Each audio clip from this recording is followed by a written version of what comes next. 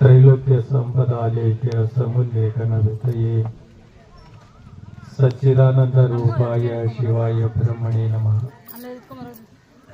ಯಾಮೌ ಸರ್ವಲೋಕಾನಾಂ ಪ್ರಕೃತಿಂ ಶಾಸ್ತ್ರಪಾರಗಾಃ ತಾಂ ಧರ್ಮಚಾರಿಣೀಂ ಶಂಭೋ ಪ್ರಣಮಾಮಿ ಪರಾಂ ಶಿವಾಂ.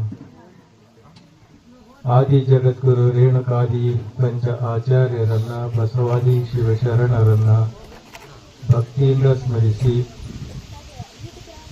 ಕ್ಷೇತ್ರದಲ್ಲಿ ಇಂದು ನವೀಕರಣಗೊಂಡಿರ್ತಕ್ಕಂಥ ಕಟ್ಟೆ ಮಲ್ಲೇಶ್ವರ ಸ್ವಾಮಿಯ ದೇವಸ್ಥಾನದ ಲೋಕಾರ್ಪಣೆಯ ಈ ಸಂದರ್ಭದಲ್ಲಿ ಇಲ್ಲಿ ಭಾಗವಹಿಸಿ ಇಲ್ಲಿ ನಡೆಯುವಂತಹ ಪೂಜಾ ಕಾರ್ಯ, ದಾಸೋಹ ಕಾರ್ಯ ಎಲ್ಲ ಮತ್ತು ದೇವಸ್ಥಾನದ ನಿರ್ಮಾಣ ಕಾರ್ಯ ಎಲ್ಲ ಕಾರ್ಯದಲ್ಲಿಯೂ ಕೂಡ ತನು ಮನಧನ ಸಮರ್ಪಿಸಿ ಸೇವೆ ಮಾಡಿರ್ತಕ್ಕಂತಹ ಸಮಸ್ತ ಆಸ್ತಿಕ ಬಂಧುಗಳೇ, ತಾಯಂದಿರೇ ಹಾಗೂ ಹಿರಿಯರೇ,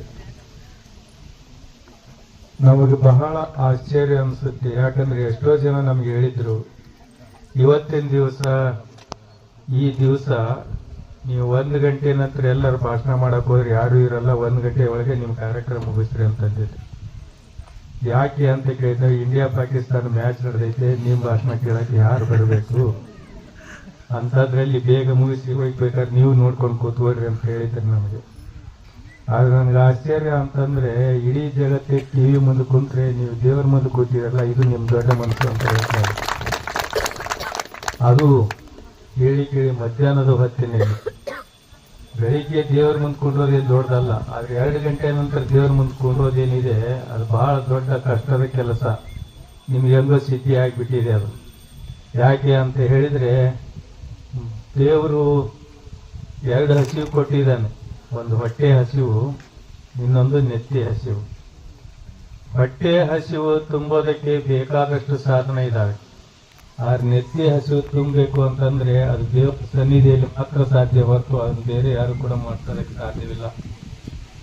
ಅದಕ್ಕೆ ಹೊಟ್ಟೆ ಹಸ್ತೈತಂತ ಕೆಟ್ಟ ಕೆಟ್ಟ ಪದಾರ್ಥವನ್ನು ಯಾರಾದ್ರೂ ತಿಂದ್ರೆ ಆರೋಗ್ಯ ಕೆಟ್ಟು ಹೋಗ್ಬಿಡುತ್ತೆ. ನೆತ್ತಿ ಹಸು ತುಂಬ್ಕೊಳಕ್ಕೆ ಏನೇನು ಕೆಟ್ಟದನ್ನು ಕೇಳಿಬಿಟ್ರೆ ತಲೆನೂ ಆರೋಗ್ಯ ಹೆಂಗೆ ಕೆಟ್ಟೋಗುತ್ತೋ ಆಗ ತಲೆನೂ ಕೆಟ್ಟು ಹೋಗ್ಬಿಡುತ್ತೆ. ಆ ಕಾರಣಕ್ಕಾಗಿನೇ ಇವತ್ತು ಬಹಳಷ್ಟು ಜನ ಯುವಜನತೆ ಈ ನೆತ್ತಿ ಹಸು ತುಂಬ್ಕೊಳಕ್ಕೆ ಏನೇನೋ ಕೇಳಿಬಿಟ್ಟು ಏನೇನೋ ಆಗಿ ಹೋಗ್ಬಿಟ್ಟಿದ್ದಾರೆ. ಬಹಳ ಆಶ್ಚರ್ಯ. ಆ ಹುಡುಗರು ಕಿವಿನಲ್ಲಿ ಇಯರ್ಫೋನ್ ಹಾಕೊಂಡು ಹೋಗ್ತಾ ಇದ್ರೆ ಹಿಂದೆ ಗಾಡಿ ಬಂದದ್ದು ಗೊತ್ತಾಗೋದಿಲ್ಲ, ರೈಲ್ವೆ ಟ್ರ್ಯಾಕ್ ದಾಟ್ತಿದ್ರೆ ಟ್ರೈನ್ ಬಂದದ್ದು ಗೊತ್ತಾಗಿರೋದಿಲ್ಲ. ಅಷ್ಟೊಂದು ಅದರಲ್ಲಿ ತಲ್ಲೀನ ಆಗಿ